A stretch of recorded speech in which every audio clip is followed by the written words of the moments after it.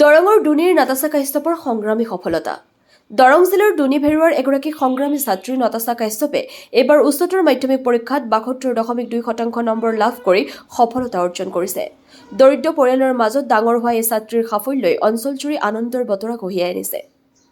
দৰং জিলাৰ দুনি ভেৰুৱা গাঁৱৰ নাতাছা কাশ্যপে এইবাৰ এইচএছ পৰীক্ষাত ৭২.২% নম্বৰ লাভ কৰি সফলতা অৰ্জন কৰিবলৈ সক্ষম হৈছে।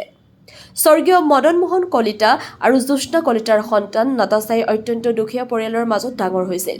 পিতৃৰ মৃত্যুৰ পাছত বহু কষ্ট আৰু প্ৰতিকূলতাৰ মাজতো মাতৃৰ সহযোগত শিক্ষা জীৱন আগবঢ়াই লৈ গৈছিল তেওঁ।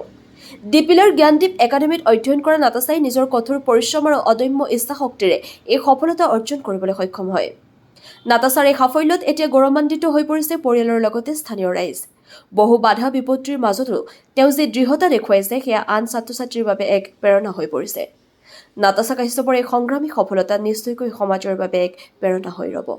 News desk AIN live.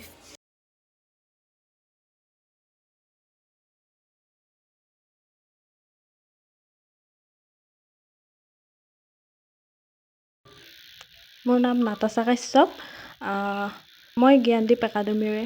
মই 72.2% পাবলৈ সক্ষম হৈছোঁ।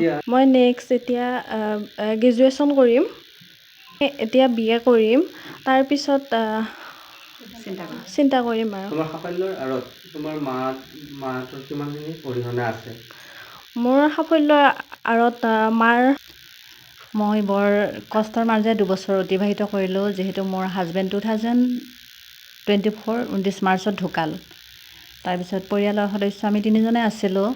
তেওঁ ঢুকোৱাৰ পিছতে মোৰ কি হ'ল, ছোৱালীজনীকো কলেজত এডমিশ্যনত লগাই দিলোঁ, কিন্তু বহুত দুৰৱস্থাৰ মাজেৰে পাৰ হ'ল। এতিয়া মই বহুত আনন্দিত, যিহেতু মই বহুত সুবিধা দিব পৰা নাছিলোঁ তাইক। যিখিনি কষ্ট কৰি তাই পঢ়িলে মই সেইখিনিকে বহুত বুলি ভাবিছোঁ আৰু। যিকোনো খবৰ আৰু বিজ্ঞাপনৰ বাবে যোগাযোগ কৰক 7896121996।